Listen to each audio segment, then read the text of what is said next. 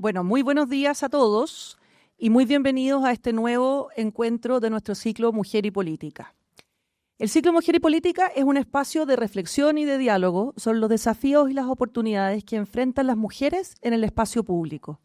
Nace al alero del Magíster de Comunicación Política y Asuntos Públicos que imparte la Escuela de Comunicaciones y Periodismo junto a la Escuela de Gobierno, en una alianza también con el diario La Tercera.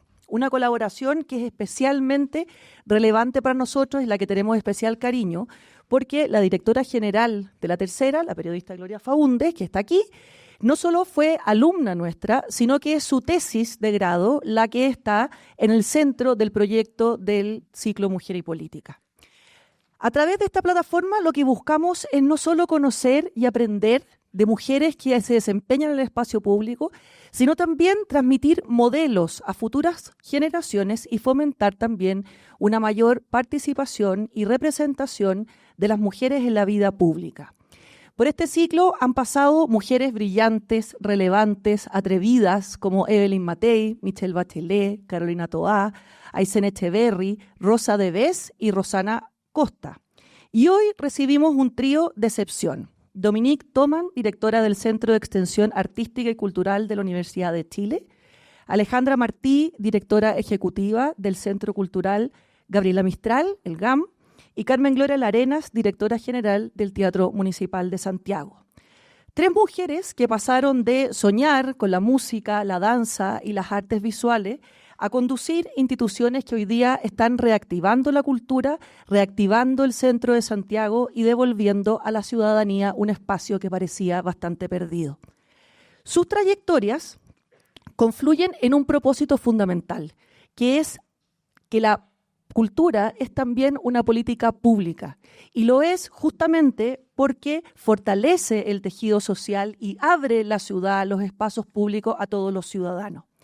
Este encuentro de música, ¿no es cierto?, de estas mujeres que dirigen estas instituciones, ¿no es cierto?, de música en el país, es particularmente relevante en nuestra universidad, cuya formación en artes liberales entiende justamente que la formación de los jóvenes tiene que ser compleja y integrada en las distintas disciplinas. Nosotros les contábamos a ellas que tenemos un core de música justamente donde los alumnos pueden aprender apreciación musical. Y por lo tanto los invito hoy día a aprovechar esta suerte de escucharlas, de escuchar sus experiencias, de escuchar sus proyectos y de conectarse una vez más con el espacio público a través de la música. Muchas gracias.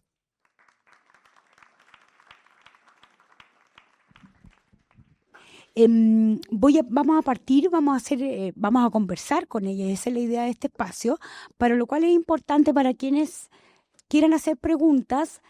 Valentina por ahí va a pasar un papelito para que las den por escrito y tengamos un espacio al final, antes del horario establecido, para que todos podamos salir. Al final podamos dejar un espacio para responder las preguntas de ustedes, ¿ya? Dicho eso, ahí tú tienes tu micrófono, vamos a partir con la visita, que es la Gloria. Bueno, para el resto que no me conocen, Magdalena, decana de Comunicaciones. Algunos ya me conocen, soy profe de ellos. Así que, dicho eso, parte tu, Gloria, y partamos la conversa. Pensé que me iba a dejar recuperar el aliento. Perdón por el atraso, esta universidad es enorme. Sí.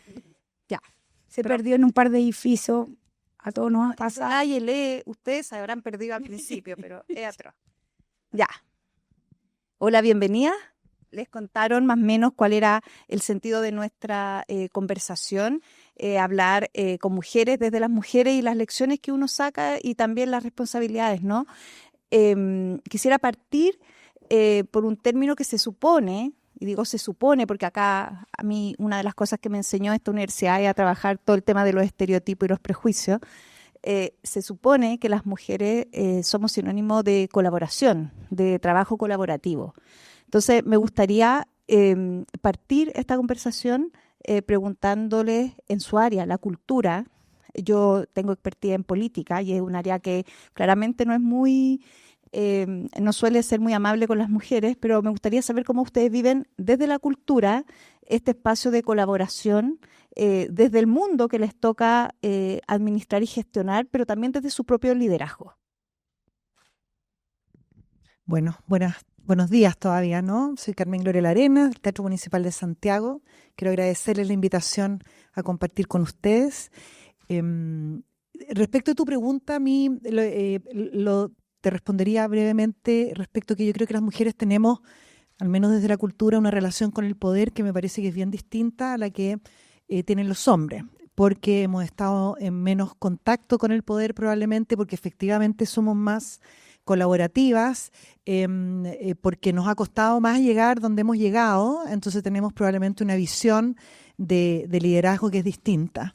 Y yo creo que es una visión que refresca mucho las organizaciones, creo que nos hace poder llevar adelante proyectos más complejos.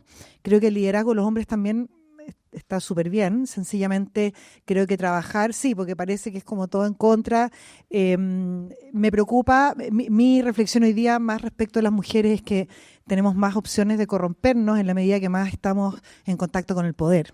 Y yo creo que ese ya no es tanto, es liderazgo distinto, genera resistencias a veces sí, nos hacen preguntas extrañas que a un hombre en estos cargos no le harían también, pero no creo que sea lo más importante, sino que creo que el valor que tenemos las mujeres hoy día en cargos de liderazgo, en estos nosotras tres acá y muchas otras, tiene que ver con que tenemos mucho menos tiempo de contacto con el poder y eso hace que nuestra manera de gestionar y de conectarnos con el poder y la decisión sea distinta. Y yo quisiera que fuéramos capaces, ojalá, de cuidar eso fresco que tenemos las mujeres para poder proyectarlo en el tiempo y realmente generar cambios que sean profundos y largo plazo, ¿no?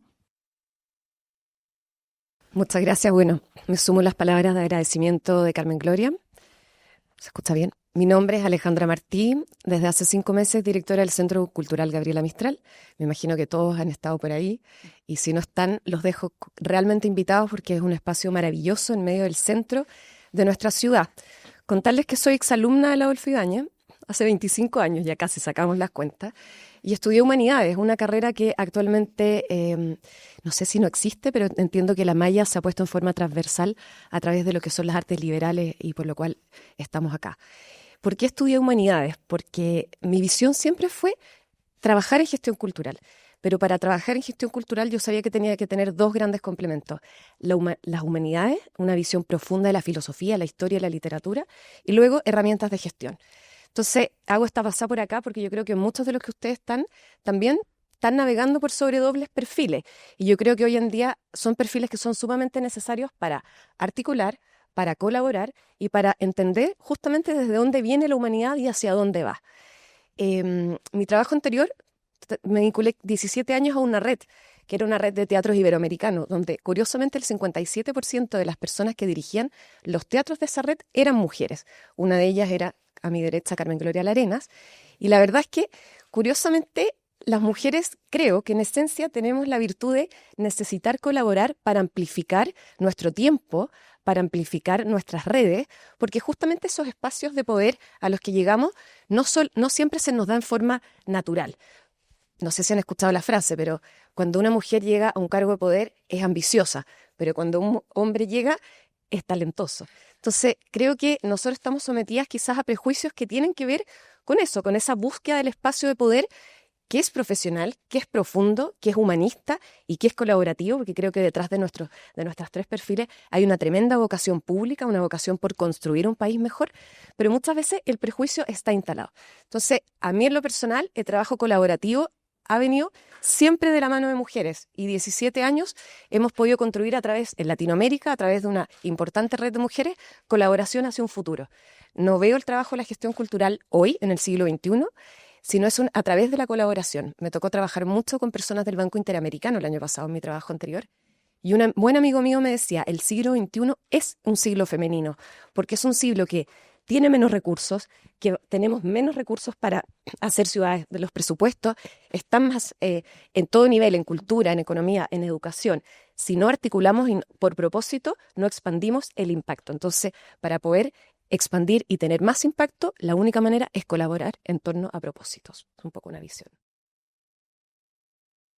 Gracias, Alejandra. Hola, un gusto saludarles, saludarlos. Yo soy Dominique, directora del Centro de Extensión Artística y Cultural de la Universidad de Chile. Qué bueno verles y entender de dónde vienen. Yo soy ingeniera comercial y soy músico, una mezcla un poco rara, pero aquí parece que, como bien decían, nos gustan las mezclas. Ustedes también están, ¿no es cierto?, incorporando distintas disciplinas. Y un poco en la pregunta que hacía respecto a tratando de responder la colaboración y un poco el tema, ¿no es cierto?, liderazgo femenino, cómo se vive. Me pasa que como músico siempre he tocado en orquestas y las orquestas son fenómenos colectivos. Tú tienes que escuchar un otro, trabajar con otro, estar coordinado con otro. Entonces, en realidad, empezando a tocar en orquestas de muy pequeña, uno empieza a concebir rápidamente que es una forma de trabajar y de poder lograr resultados que de otra forma no se logran, ¿no? Y ahí lo que dicen mis dos colegas acá respecto a que efectivamente permite, por una parte, lograr, ¿no es cierto?, efectos, una melodía, en el caso de una orquesta única, porque siempre lo comparo con una receta. Si uno quiere hacer también, no sé, un queque, necesita harina, azúcar y agua, no puede quitar la harina, ¿no? Entonces pasa lo mismo con la orquesta, uno necesita ciertos instrumentos y lo mismo creo que se puede llevar al plano de ciertos proyectos que requieren el magnificar, el unirse, relacionarse con otras instituciones.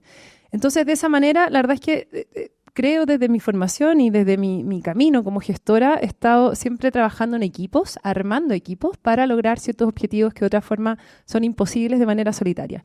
Y un poco también desde el punto de vista también de género, efectivamente, concuerdo en la reflexión de que nosotros tendemos a hacer mucho más trabajo en red, las mujeres en general. Eso es algo que también he visto en mis distintos roles por los cuales he pasado como directora, como integrante o guiando ciertos grupos desde mi rol de mujer, donde finalmente la primera llegada tiene que ver con ver los actores que están y cómo uno se une a más actores, con los que ya están, genera más redes, pero también busca, ¿no?, de quién está en esta industria, quién está cerca. Por ejemplo, ahora estamos las tres, ya estamos colaborando, hablaremos de eso luego en el Eje Alameda, pero un poco resumir de que creo que no existe otra forma de trabajo. Estoy muy de acuerdo con el diagnóstico que hace Alejandra, que es mundial en realidad, que esta es la época de la colaboración. También en la experiencia de región que tuve en Valdivia, la colaboración en regiones es fundamental para poder hacer frente a lo que es una realidad, que es la centralización que existe en Chile. De manera que esa experiencia, de los que vienen de región, quizás les va a resonar un poco más. El poder tener presencia en la capital resulta principalmente de unirse y de unirse colaborativamente. Desde ahí, entonces, es algo que en el fondo lo he practicado y también he seguido desarrollando. Sí, déjeme acotar porque hiciste alusión a que eras música, pero eres violista. No violinista, no me equivoqué yo. No violinista. Y eso es bien llamativo, ¿no? Porque hay un cuento con la viola, ¿no? Sí, hay un cuento, la viola. ¿Hay alguien que conozca la viola aquí? Date la mano. No son muchos todavía, debe ser más. Pero lo explico, la viola, para los que no la conocen, es como un violín, se ve prácticamente igual, pero es más grande. ¿Y cómo responde eso en términos técnicos? Que es más grave. Al ser un instrumento más grande, es más grave. De hecho, solo conté hace poco, viola es violín más grande, en resumen. De ahí viene la palabra. Y es un instrumento que tiene un registro que es como la voz humana, pero que además, fuera de tener este registro más intermedio, no tan agudo como el violín, tan brillante o quizá tan grave como el cello, tiene la función de puente. En una orquesta está el violín, está el cello, y la viola une estos dos mundos. Entonces, yo creo que un poco no es casualidad el hecho que me haya gustado y que también haga gestión, que finalmente la gestión permite unir el mundo de las artes con un mundo quizá comercial, ¿no es cierto?, que genera puentes. Por lo mismo, asumo y me he dado cuenta que ahí hay algo que se conecta. Bueno, yo justamente quería continuar con eso, porque hablamos de colaboración, hablamos de interdisciplina, de áreas que usualmente las personas creen que se estudian por caminos separados, pero el caso de ustedes son, no solo tu caso, sino el caso de las tres, son un ejemplo de que han combinado arte con gestión. Pero hay un tercer elemento cuando uno ejerce liderazgo, que hombres y mujeres, no solo las mujeres, que tiene que ver con las pasiones. Y claramente ustedes partieron un camino por pasión, en el caso tuyo de la danza, el arte, etcétera. Entonces, ¿cómo la pasión por aquello que se hace ha movilizado y les ha permitido movilizar equipos, grupos, grandes proyectos, incluso en momentos tan críticos a varias de ustedes les tocó asumir post el estallido social, donde esta zona estaba dejada, o a ti abrir una sala por primera vez? Entonces, ¿cómo esa pasión que tan claramente están ustedes la ha marcado en sus liderazgos? Yo a los 5 años descubrí que quería bailar, porque vi en la televisión un momento del Lago Los Cisnes y me fascinó y quise hacerlo.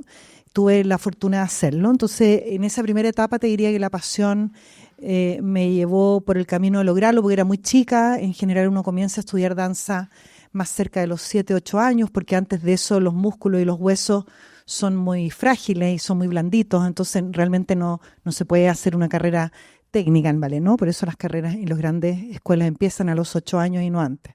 Antes se puede hacer playgroup, ¿no? Como juegos para el oído, la música.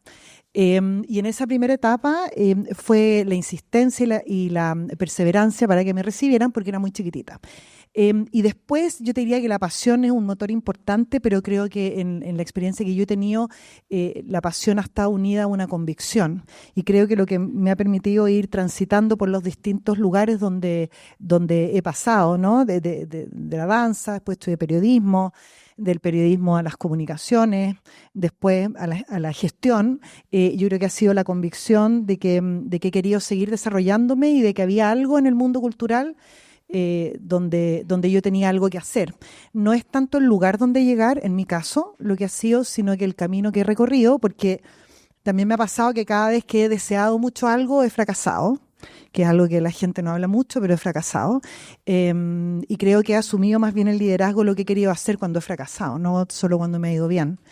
Y en ese sentido creo que la convicción y la pasión en el fracaso hacen que uno se pare y logre seguir adelante, porque de otra manera, si no, no es solo insistencia, no tiene que ver con, no se tiene que ver con entender que más que un lugar donde llegar es el camino que tú haces y cómo te vas nutriendo, desarrollando, y de esa manera, si lo haces de la mejor manera que puedes, con pasión y con convicción, vas a ir llegando a lugares que tal vez nunca imaginaste. Yo siempre cuento esto, cuando era bailarina profesional del Ballet de Santiago me tocó, fui cuerpo de baile, que es estar en el grupo, y me tocó hacer muchas veces ratón en Cascanueces.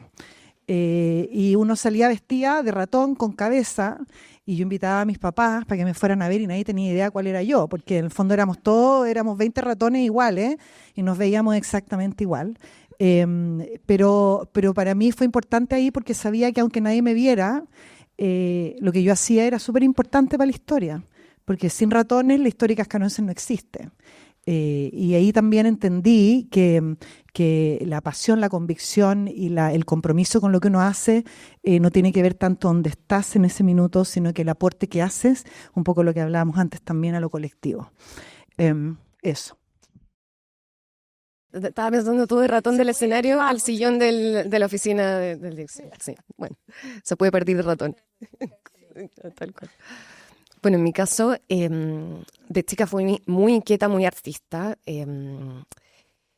De las artes visuales, estudié fotografía, toqué piano, baile, ballet, y era el dolor de cabeza de mis papás, digamos, era como esta niñita que no para. Y yo decía, pero a la vez era muy emprendedora. Yo vengo de una familia de inmigrantes, catalanes, alemanes, y mi visión de cultura también estuvo marcada por Europa, inevitablemente. Mi bisabuelo fue cónsul alemán en Puerto Montt. Mi tía abuela era Margarita Friedemann, que también fue la primera mujer emprendedora en tener la tienda de música en Santiago. Entonces, yo tenía de alguna manera esta conexión con la necesidad de emprender y generar valor en un espacio donde quizás el negocio, lo comercial, no era tan bien recibido, porque la verdadera creación era el artista que lograba crear una obra. Y yo creía que fui transitando a esa realidad de que para crear valor también tienes que crear modelos donde ese valor se desarrolle. Y me acuerdo que cuando decidí estudiar, yo dije, ¿cómo lo hago? Porque yo quiero ser negociante de arte, yo quiero ser art dealer, era como mi visión de chica. ¿Dónde estudio eso? Y yo navegaba por las universidades, no encontraba carrera y decía, tengo que tener una estructura muy humanista y una base muy fuerte en gestión, que para mí eso es un MBA.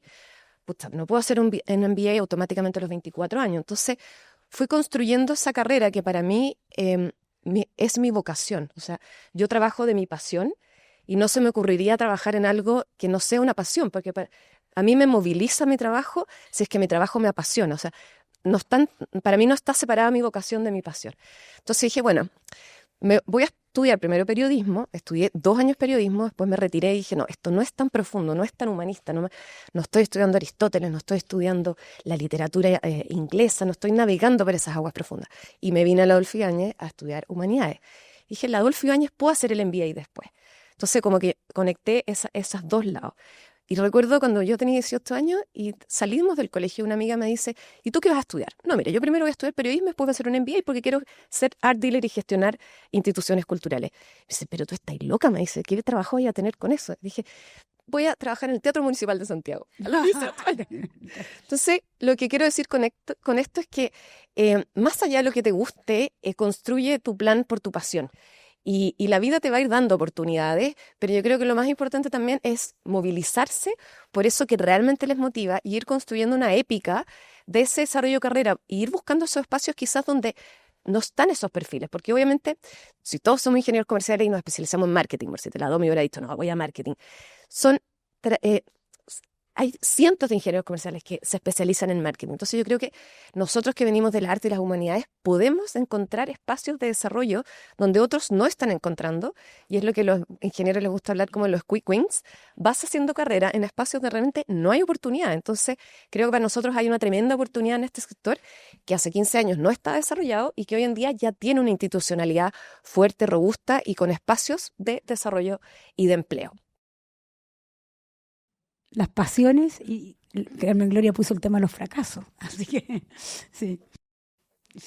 Sí, yo creo que también hablando de la pasión, yo pienso inmediatamente la pasión como un motor, ¿no? Como algo que impulsa, hace que uno se mueva, que en el fondo vibre, pero también lo abarco también mucho desde el camino que dice Carmen Gloria, quizá desde la formación artística escénica, las dos, que tiene que ver con la resiliencia que implica la caída, ¿no? Y sobre todo aprender de los errores. En el fondo la pasión sirve para empezar, para motivarte y hay que mantenerla viva en la medida que uno se va inspirando, creo yo, mirando y conectándose con esa pasión, ¿no? Dándose espacio para vivirla.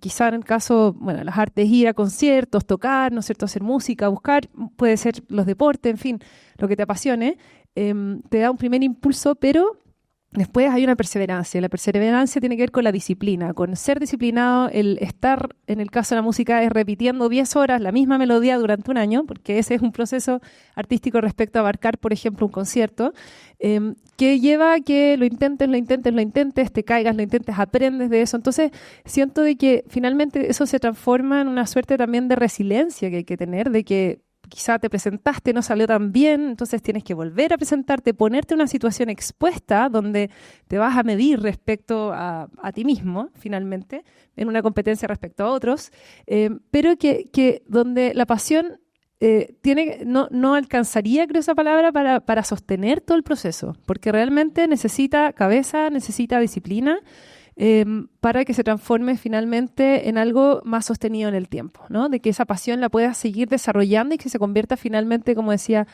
Alejandra, en tu profesión, ¿no? Y en el camino profesional que vas desarrollando a lo largo de distintas etapas de tu vida. Pero sí es importante, a mí personalmente también, yo con la música empecé a los 5, muy chica, vengo de una familia donde mi abuela fue música.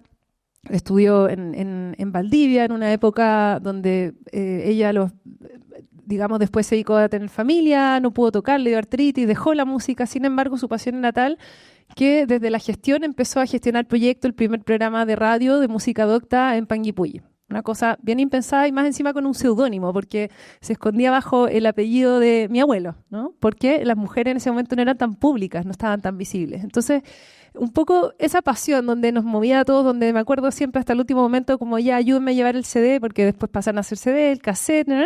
Ayúdenme a llevarlo a no sé dónde, que la radio y toda la familia moviéndose para organizar también el concierto en una iglesia donde primera vez que se hizo un concierto. Bueno, todo eso yo crecí con eso. Entonces esa pasión, digamos, también cuando uno la ve en alguien, inspira, porque son las personas que se guían por eso. Y creo que todos la tenemos y la despertamos y la seguimos, también somos fuentes de inspiración para otros. Entonces, creo lo mismo, o sea, no me imagino la vida sin pasión. A mí me llevó este ejemplo y también un poco haber encontrado también mi pasión en la música, a seguir vinculada. En un momento yo pensé no estudiar música, a los 15 dije esto es demasiado grande para mí, no es mi camino, creo que no llego a entenderlo, pero sí me doy cuenta que es muy grande y bueno, terminé estudiando a los 18, igual después la carrera, pero siempre con la idea de la gestión por haberme topado con otro maestro, que su pasión era pensar hacer orquestas y poder, en el fondo, hacer presentaciones, en un momento en que en Chile tampoco hacer una gira, en un momento que no habían giras de orquestas juveniles. y que a mí me despertó la pasión de, wow, la gestión cultural permite unir realidades, permite soñar, concretar proyectos en torno a las artes, para lo cual están ciertas herramientas, ¿no? Que es la gestión. Y eso me llevó finalmente a buscar la gestión cultural como una profesión, pero que se sigue vinculando, ¿no es cierto?, siempre con la música desde el cotidiano. Oye, qué interesante lo que cuentan a propósito de los caminos, ¿no? Y de ir llegando, de un recorrido.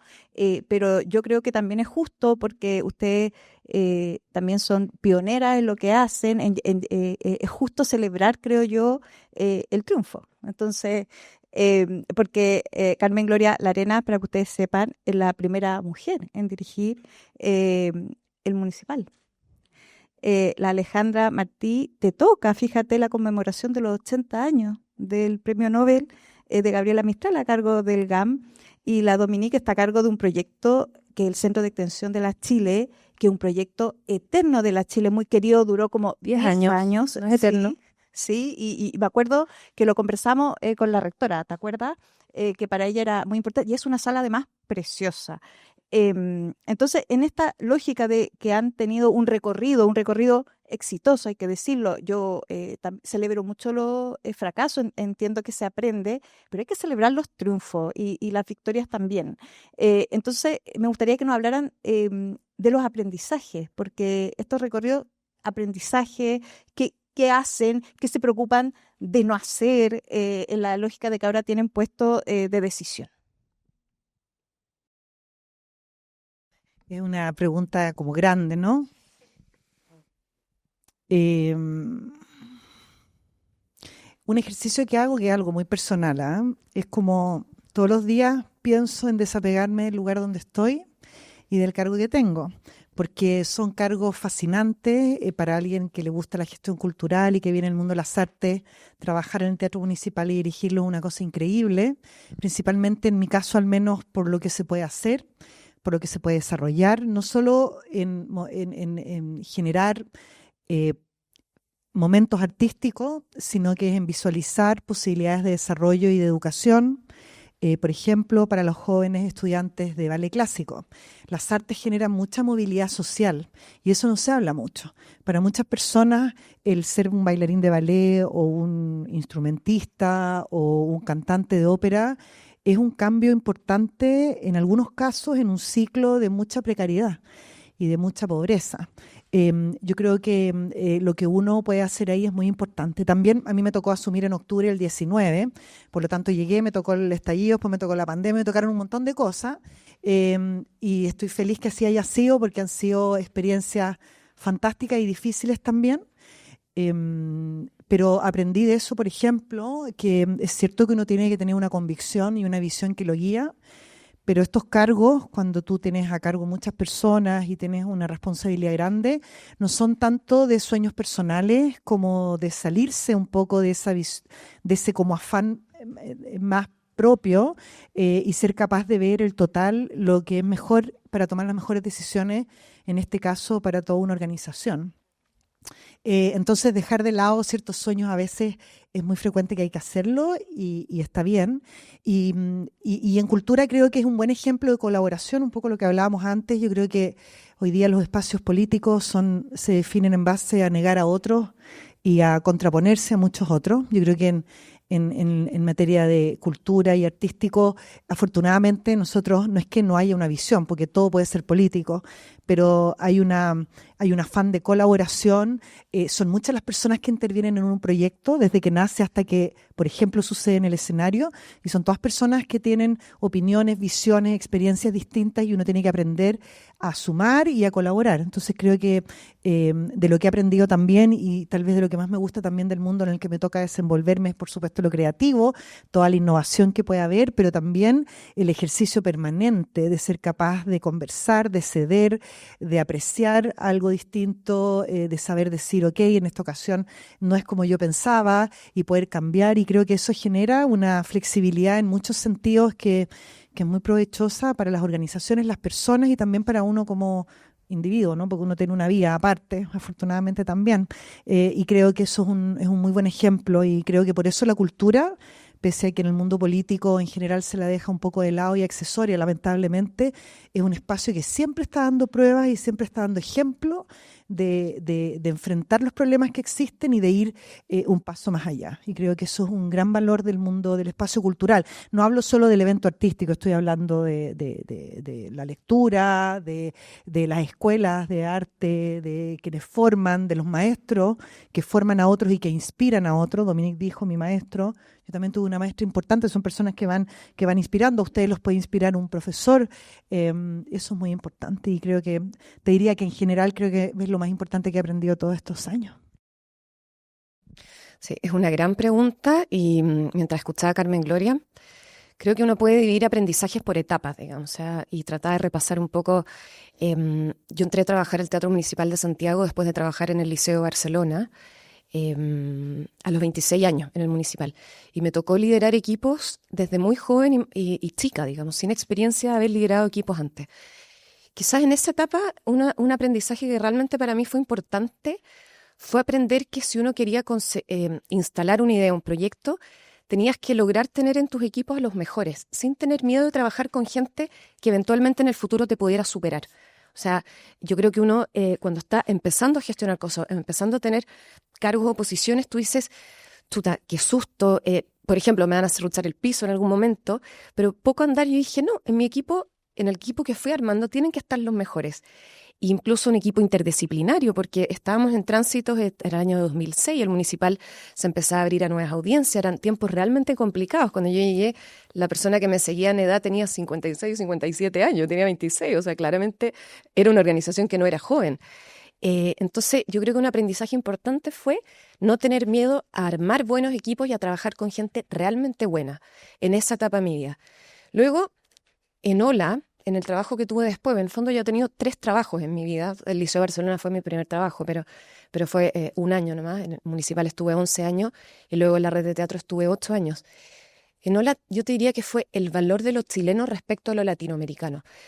Tuve la suerte de trabajar en un entorno internacional sin Chile, no con Chile, o sea, trabajé para otros países latinoamericanos y me pude dar cuenta de la gran riqueza que tenía este país.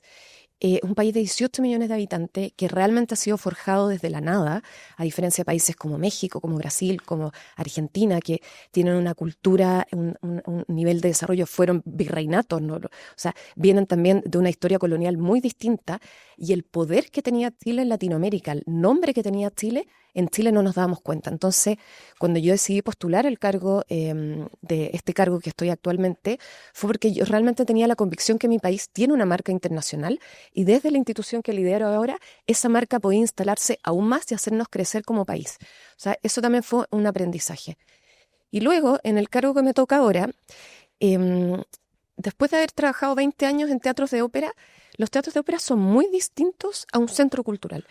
Y para mí estos 5 meses han sido de mucha escucha, de mucha reflexión de, yo no puedo venir, como decía Carmen Gloria, con un modelo de decir, mi sueño es hacer del GAM una ópera, o sea, es ridículo, digamos. O sea, ¿cuál es la virtud? ¿Cuáles son los activos? ¿Cuál es el posicionamiento? ¿Cuál es el futuro del GAM? ¿De dónde viene el GAM? El GAM nace en la UNTAC, contraído en 1972, con una visión, con una innovación arquitectónica de la época, con una visión también de mostrar a Chile en su comercio, en su desarrollo, en su arte funcional por medio de este llamado a estos 30 grandes artistas, que son los artistas de la colección UNTAC. No sé, escuchar en qué lugar estoy y a través de esa escucha y esa lectura de esa historia, de ese patrimonio, de esa identidad, construir ese futuro para la institución, que probablemente no es mi sueño, y me amparo un poco lo que dice Carmen Gloria, pero es lo orgánico y lo que nace también de esta institución. Yo creo que eso es tremendamente relevante. Y por último, yo tengo 3 hijos, tengo familia. Mis hijos tienen 17, 15 y 11 años, y para mí ha sido realmente difícil compatibilizar familia y trabajo, porque son roles tremendamente exigentes, y para qué decir, y una de las personas que me animó, que está sentado acá al lado mío, es Carmen Gloria, en el momento en que en febrero de este año yo decía, quedé seleccionada y ya venía el momento de tomar la decisión, decía, ¿cómo lo voy a hacer? Tengo 3 niños, tengo familia, ¿cómo voy a navegar con este buque a cargo y además compatibilizar mi vida familiar? Y la Carmen Gloria fue una de las personas, junto a mi marido, que me dijeron, Dale, tú puedes, has trabajado toda tu vida, has construido toda tu carrera para llegar a este lugar, lo vas a poder hacer, confía en ti. Entonces, tener gente cerca, tu board, personal board, que también lo aprendí desde muy chiquitita, creo que es importante. Para mí, tener a Carmen Gloria cerca también ha sido importante en mi carrera, así que aprovecho de comentarlo. Con como 4 aprendizajes largos, me pasé, ¿no? Wow. Comentaron hartos puntos. Yo creo que me quedo un poco pensando en esto, las distintas etapas que, como bien contaba Alejandra, uno tiene a lo largo de su vida profesional, ¿no? En mi caso, desde chica, desde el colegio, vamos a hablar ahí cómo empieza mi carrera profesional armando proyectos. O sea, ¿qué quiero y por qué tomo el colegio? Porque es una institución finalmente a la cual uno pertenece, ¿no es cierto? La primera la familia, después el colegio, después la universidad, los que podemos estudiar, ¿no es cierto?, institución de educación superior. Yo creo que cada una de esas instancias en las que he estado le he aprovechado al máximo de tratar de entenderla y de involucrarme. En ese entendido, en el colegio, el centro de alumnos, el taller de vamos armando talleres, en la universidad participé en la Federación de Estudiantes, en el centro de alumnos no, pero también aproveché los fondos que había para postular a, no sé, armé un momento, escribí en la revista oficial, no me gustó, digamos, quería hacer otra cosa, hablar de arte, no había espacio, armé una revista nueva, Acción Directa, con unos compañeros, busqué a la gente, armé equipo. Entonces, para poder hacer dentro de la institución otra línea programática que no existía, pero ¿por qué no la creamos? ¿No es cierto?, dentro de la institución. Entonces, podría decirse que soy una persona bien institucionalista, en el entendido de que creo que las instituciones necesitan gente que las haga viva, que las haga dinámicas. Y lo mismo es un aprendizaje que lo veo ahora estando responsable, ¿no es cierto?, de una institución, que es decir, cómo damos espacio, y ese es un aprendizaje, y damos aire para que todas las personas que conforman la institución, que están siendo parte, que la están viviendo, sientan que es suya y puedan desarrollarse adentro, ¿no? Y eso desde haber participado, insisto, en distintos momentos, y también siendo disidencia quizá, diciendo esto tiene que cambiar, tiene que mejorar, empujándola a crecer. Entonces yo creo que ese aprendizaje también lo traigo entendiendo que las personas que trabajan, todos queremos, todos cuando estamos en un lugar, y esto es otro aprendizaje, el liderazgo, muy importante, el entender que trabajamos siempre y trabajar en torno a los equipos, ahí más que formar, o sea, no, yo a diferencia de Alejandra no pienso que sea formar y llevar a la mejor gente, sino es formar a los equipos que uno tiene y hacerlos crecer, en el entendido de que todas las personas que están en un equipo, en un lugar, tienen la capacidad y buscan algo que quieren mejorar en algún aspecto, quieren estar mejor, quieren transformarse. Entonces, ¿cómo uno desde ese liderazgo puede ayudar a esa persona a transformarse, a estar mejor, a lograr esa meta personal que tiene dentro de la institución? O también fuera, quizás significa pasar más tiempo de calidad, tener más espacio personal, ¿no es cierto?, cumpliendo las actividades que tiene dentro de su trabajo de manera más rápida. Por ejemplo, entonces cada uno de nosotros hay algo que lo mueve y que lo hace y lo motiva diariamente. Entonces, descubriendo eso, finalmente uno logra armar buenos equipos, creo, impulsando eso, ¿no? Y un poco en esa línea, ahí dije un segundo aprendizaje, creo que tiene que ver con trabajar con otros, muy importante, y liderar, ¿no es cierto?, cómo nos vamos formando, porque finalmente, aunque sea un proyecto pequeño que uno haga con compañeros en el colegio, en la universidad, o emprendimientos, yo armé un festival de música en Panguipulli, cuando tenía 27 años, llegó la edad de Kurt Cobain, no sé, Amy Winehouse, en fin, y dije, no he hecho nada, tengo que hacer algo, porque los grandes artistas se van a las 27, entonces tengo que armar algo antes de eso, y armé un primer festival de música de cámara, que lo armé de cero, estando en Alemania, estudiando allá, lo armé con fondos de allá me dijeron, no hay plata, ¿cómo se te ocurre hacer un festival en Chile, tú estando en Alemania, tú eres sudamericana en Alemania, como por qué te vamos a apoyar? Y me cerraron la puerta en la cara, dije, no puede ser, mi idea no puede estar tan mala, porque además era traer gente de Alemania, era para generar impacto de música cámara, que no había muchos espacios en ese momento, el 2012 es esto, en Chile, y dije, vamos, o sea, alguien me tiene que creer esta idea, no puedo ser la única que esté rayando con esta cosa. Y finalmente conseguí financiamientos desde Alemania, que me apoyaron, pero todo eso lo hice con un gran equipo, ¿no? El poder estar allá y gestionar todo lo que pasaba acá fue aliándome con, ¿no es cierto?, con otros profesionales. Entonces, desde ahí ya de una manera más profesional en este ámbito empecé a trabajar en torno al cómo se forman, cómo se manejan, ¿no es cierto?, estos grupos de personas, cómo nos asociamos. Y por último, yo creo que también un aprendizaje importante es la escucha, y es el tercero mayor de todos, que partió también mucho con escuchar el medio. Esta misma idea de un festival es porque sentí que había una necesidad que no estaba siendo cubierta. Decía, aquí hay una oportunidad, el poder abrirse y ver oportunidades, ¿no? Y para eso hay que estar escuchando, atentos, atentas. Pero también lo mismo se traduce a la escucha activa cuando ya estás a cargo de gente y en equipos, ¿no? Estar muy, muy abierto a ver las ideas que vienen. Yo creo que las mujeres somos más horizontales, trabajamos de una forma donde tomamos mucho más, tenemos una escucha más activa, de manera que confluimos más, logramos más acuerdos en torno a las decisiones. Y de esa manera, creo que estando a cargo de elencos estables, como está Carmen Gloria también, donde tenemos más de 250 artistas, que cada uno de ellos es un mundo, o sea, es un mundo creativo y tiene una idea que aportar, nosotros tenemos que escuchar eso, 100%, para lograr esa transformación de la cual les hablé antes, ¿no? Entonces, creo que para quienes tenemos la fortuna de trabajar con elencos es bastante evidente ese aprendizaje, llega muy rápido, digámoslo así, pero lo mismo es para equipos de otro tipo también, de otra naturaleza. O sea, el estar generando esos espacios de escucha activa, ¿no? Déjenme continuar con algunas preguntas que ya llegaron del público, así que no necesariamente todas las tienen que responder las tres. Hay las que se sientan para tratar de avanzar con eso y las preguntas finales que tenemos.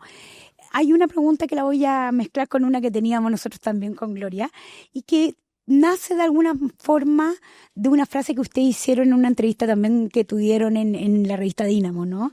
Que hablaba de que las instituciones culturales decían estar vivas, somos contemporáneos, no somos museos. ¿Y por qué quiero partir con esa idea? Porque la idea es que muchas veces de las áreas que ustedes dirigen son áreas muy clásicas, ¿no? Teatro municipal, que decir una sala de una institución de la Universidad de Chile. Entonces ahora la mezclo con una pregunta que nació en el público y me imagino que da alguien joven. ¿Cómo eso se acerca a los jóvenes? ¿Cómo eso se acerca a un mundo digital? ¿Cómo se hace cultura en el mundo digital? Ahí, con la clase, área clásica. Sí, todos me miran a mí porque soy la que tiene más años. Vamos a cumplir en el 2027 170 años de historia, lo que es mucho.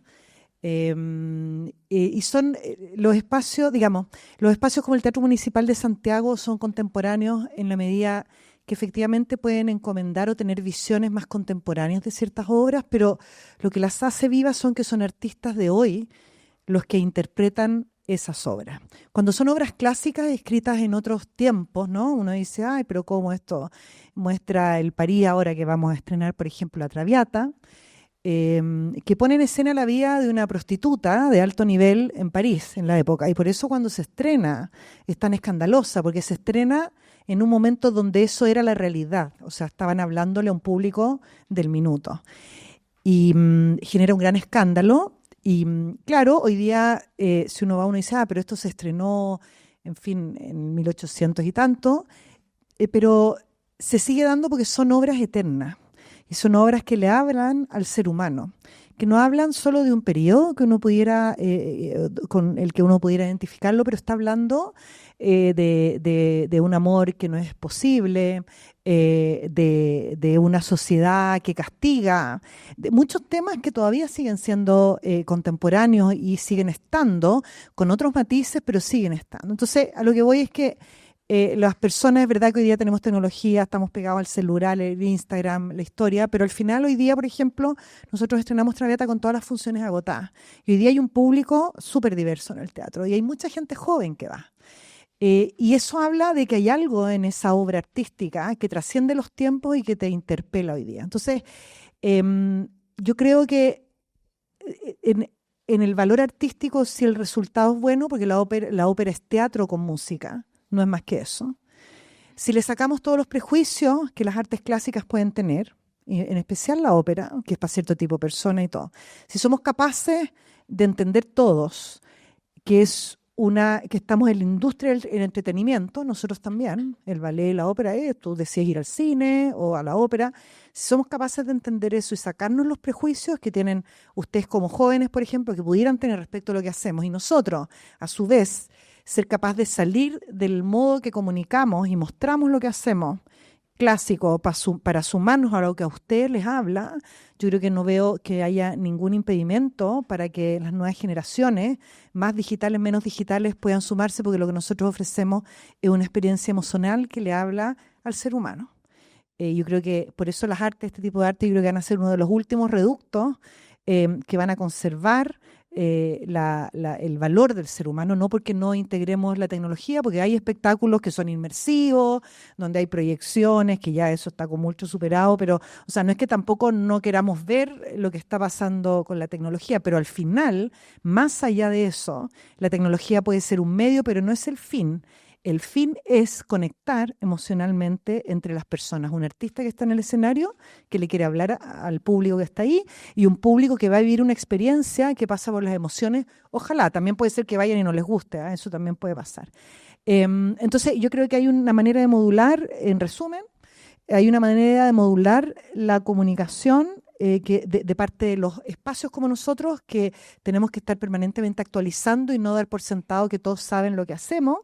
Y por otro lado, hay un ejercicio importante de sacar prejuicios. Yo estoy hablando desde las artes que nosotros cultivamos, puede haber otros prejuicios respecto de otros sectores, que es muy importante. Y eso es una relación de dos, ¿no? Es como un pololeo, un matrimonio, lo que sea. Tenéis que querer vivir esa experiencia y nosotros tenemos que querer que todo ese público se conecte con nosotros. Sí, me gustaría agregar cortito a la pregunta, porque la frase, lo del museo, creo que la dije yo en la entrevista, así que sí. A ver, de estos 3 espacios, GAM tiene 15 años, con un edificio que tiene 50 años, o sea, claramente es el espacio más joven de las 3 instituciones. Tenemos además una audiencia que el grueso, más de un 75%, está entre los 18 y los 45 años. O sea, el segmento escolar o familiar es el 3% de nuestra audiencia y luego la tercera edad más 60 es un 13% de nuestra audiencia. O sea, nuestro desafío es justamente ampliar el espectro hacia los otros lados. Me gusta mucho la pregunta que hacen porque yo tengo jóvenes en mi casa, además adolescentes, y creo que los jóvenes hoy en día están empezando a transitar hacia la reflexión de lo digital de una manera mucho más profunda de la que nosotros navegamos no siendo nativos digitales. De hecho, leí en el diario el fin de semana el modo monje, no sé si leyeron el reportaje. O sea, creo que nuestros espacios tienen que volver a ser espacios para generar comunidad no digitales. Entonces, centros de pensamiento, juntarnos a reflexionar. Vamos a despegar el próximo año una línea editorial que se llama Ideas y Pensamiento. Como tú comentabas, Gloria, somos el centro que se llama Gabriela Mistral. Gabriela Mistral fue la gran pensadora latinoamericana. No solamente fue una poeta.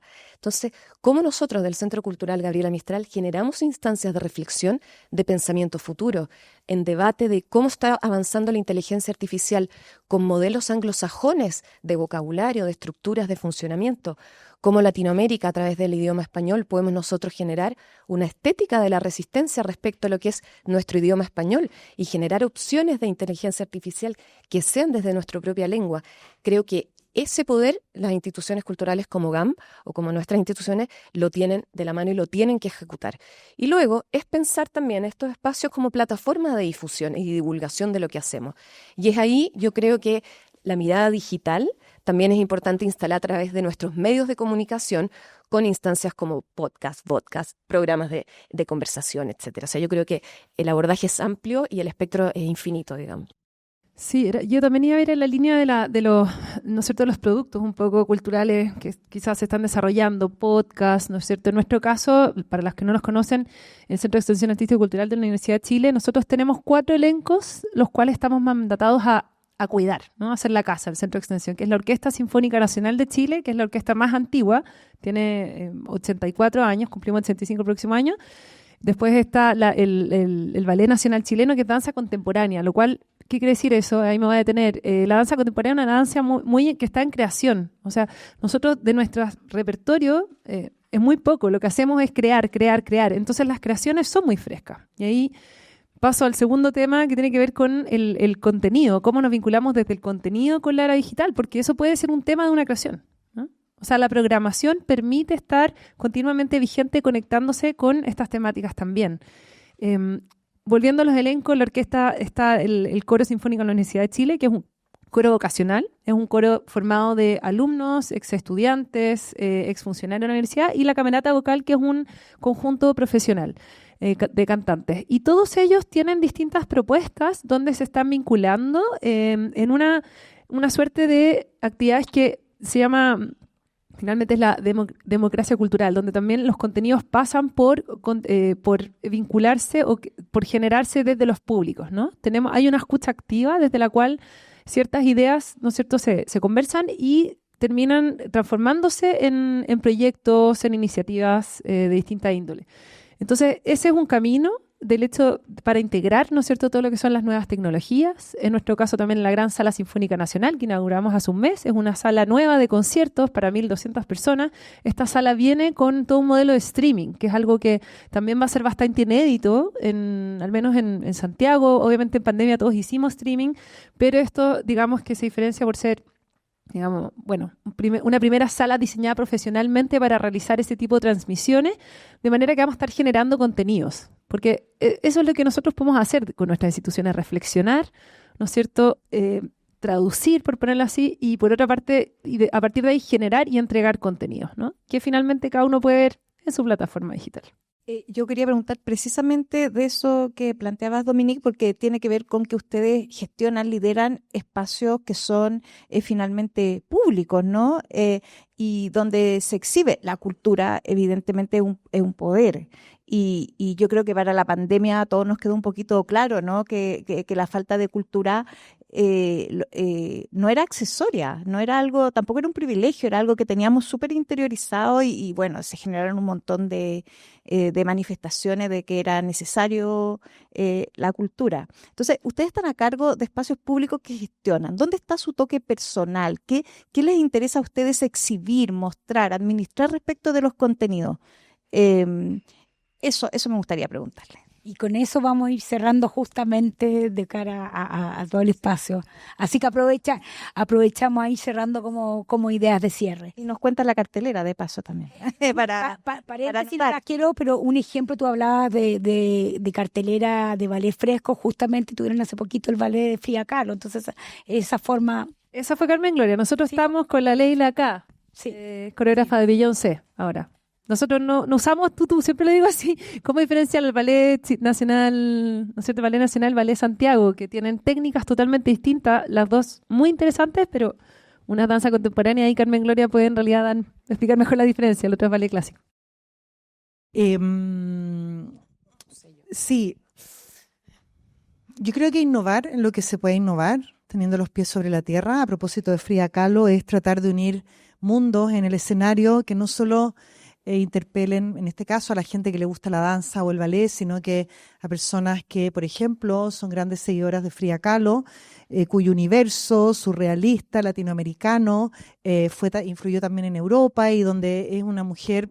Yo no soy particularmente seguidora de Frida Kahlo, conozco su arte, pero no sé si tendría un cuadro de ella en mi casa, pero el personaje como mujer era muy interesante y el trabajo que hizo Anabel López Ochoa, otra mujer que hace obras de danza de mujeres potentes de distintos lugares, logró convocar a un público muy importante. Yo creo que hablar de un sello, no sé si me parece demasiado. Se necesita demasiado tiempo, yo creo, que para eso, para ser realista. A mí me interesa en particular poder abrir opciones de desarrollo a los artistas, en particular, además de los artistas en la educación.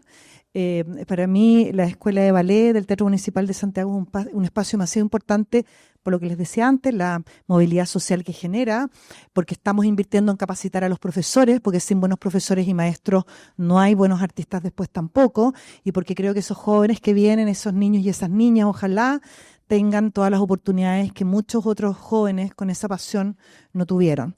Internamente me ha tocado reparar harto el ambiente interno, ha sido una experiencia súper enriquecedora para mí, he ido aprendiendo y me gusta generar participación y opinión, no siempre es fácil, es más fácil dar la orden y que se cumpla, que escuchar, articular, ceder y renunciar tal vez a alguna visión que uno tiene también.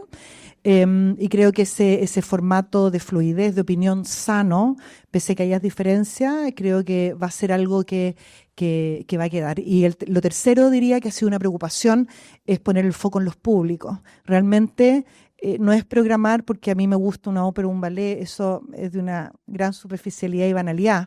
Tiene que ver con el aporte que es para los artistas que están ahí, para el público que va.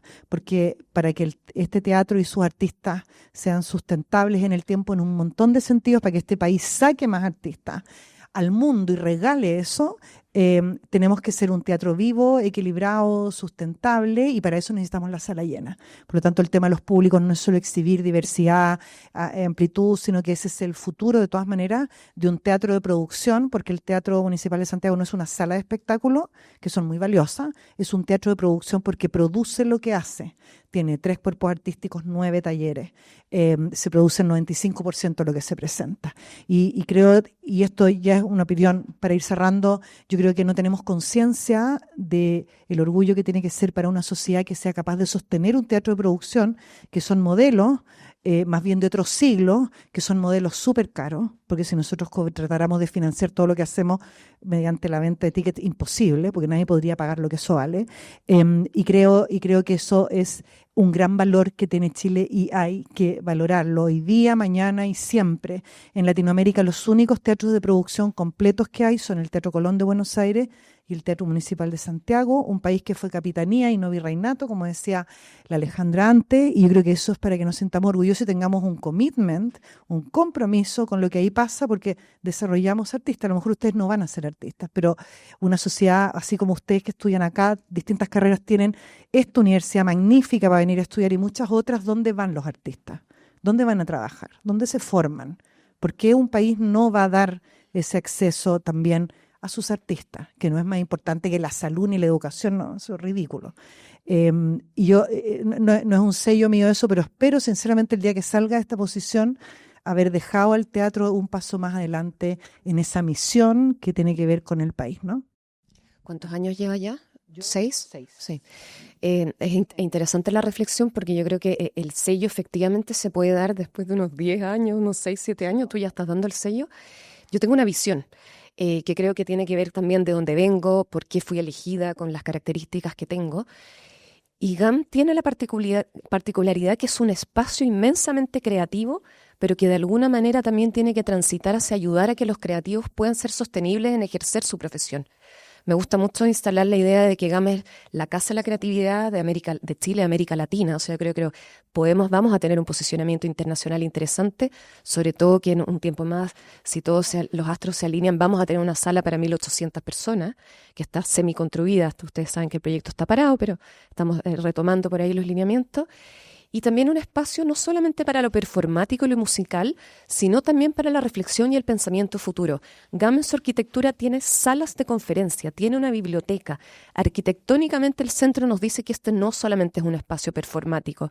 Y yo creo que instalar disciplinariamente una apertura de GAM, también una apertura humanística de GAM disciplinariamente, es parte de un sello que de alguna manera yo también vengo a instalar.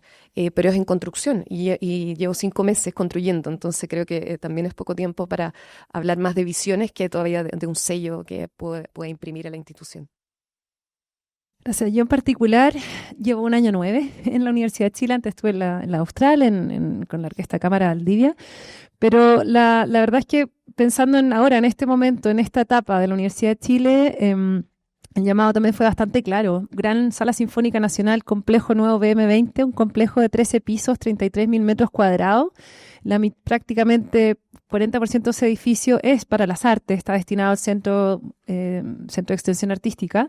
De manera de que, claro, mi visión es muy concreta. Es una casa que había que abrir, un complejo que tenía que inaugurarse. Cuando yo llegué había obra gruesa. En este momento ya abrimos la sala, los primeros 5 pisos de 13. Todavía nos queda inaugurar 2 salas de ensayo, Noble Altura para el Ballet, que es un proyecto, finalmente no les voy a mencionar todos los espacios, pero es un proyecto colectivo, es un sueño hecho realidad de generaciones de artistas, pero también de creadores,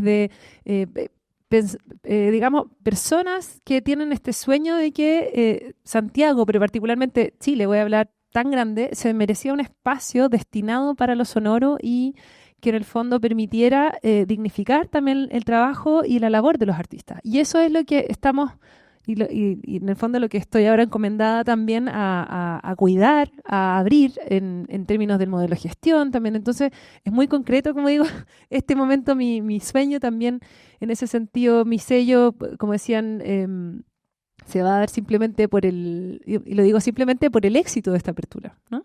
Por cómo este lugar se instale, por cómo se viva, cómo la comunidad lo haga suya, cómo vibre efectivamente, porque no puede ser una caja de resonancia vacía, tiene que ser un espacio que resuene con la comunidad que la rodea, con las ideas, con esta idea de la cultura viva que tienen que ser nuestras instituciones, que tienen la responsabilidad de tener elencos, en mi caso los elencos más antiguos de Chile. El coro sinfónico es el coro más antiguo de Chile, el Ballet Nacional Chileno cumplió 80 años este año, entonces hay una responsabilidad para con los artistas, pero también del patrimonio vivo que tenemos que cuidar y que es un legado, una herencia que dejamos también para la ciudadanía y para los que vienen, ¿no? Y tanto para artistas como para públicos, en el fondo, para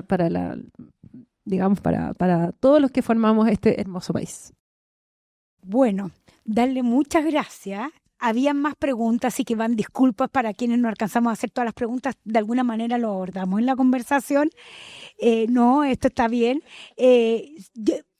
Volver a comentar un par de cosas que yo creo que como universidad nos pone, y como también hablo en representación de Gloria, como el diario La Tercera, nos pone muy orgullosos. Lo primero es que escucharles es maravilloso ver todas las intersecciones, de alguna manera, sobre todo acá que estamos frente a un público de estudiantes, que de alguna manera planifica un camino, pero también convergen ámbitos como la creatividad y la gestión, que es maravilloso, y esa interdisciplina que han ido construyendo, pero sobre todo la innovación. Uno lo escucha, muchas veces cree que la innovación nace solo desde los ámbitos de la empresa, y ustedes ven acá escucharlas como con esa pasión, pero de formas de volver a crear algo de esa forma volver a construir y seguir construyendo instituciones como de tan larga data, como algunas de menos larga data, pero tú estás empezando a fundarlas. Así que agradecerles por eso, ha sido un gusto.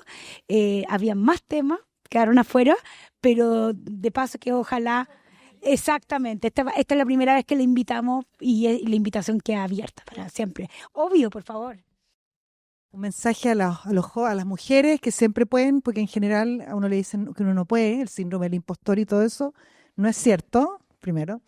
Y lo otro, prepárense para ser buenos profesionales. Están en una universidad increíble, deben tener profesores fantásticos, pero saber mucho solo de algo, en el recorrido nosotras tres incluidos, nunca es suficiente. Ustedes van a ser profesionales de excepción, más allá del cargo que tengan, el auto que se compren, todo eso a lo mismo. Prepárense ustedes. Lean, acérquense a la Sala de la Chile, al GAM, al municipal, tengan una ambición para ustedes mismos que supere un título y supere 5 años de una carrera, no sé cuánto dura ahora, pero sean ambiciosos en ese sentido, porque eso nadie lo va a poder hacer por ustedes, en absoluto. Y antes hablábamos con el rector que decía que alguien le había comentado que los ejecutivos chilenos de las empresas eran los más fome para salir a comer porque tenían poco tema. Eso es pobreza, encuentro yo, ¿no? Es como, él tiene más detalles, le podrían preguntar. ¿No encontré tan interesante la reflexión? O sea, ser personas interesantes que tengan un punto de vista, lo compartan o no, pero ser alguien al margen de lo otro que les guste más espontáneamente, demasiado importante para tener una sociedad mejor y más completa y más equilibrada. Eso, así que, go for it. Y gracias porque las pasiones personales las hicieron colectivas. No sé, Gloria, si quieres ahí cerrar también, le pasamos a tu... Darle las gracias, por cierto, y encuentro que hicieron reflexiones súper interesantes que uno puede tomar. Así que muchísimas gracias. Gracias a ustedes.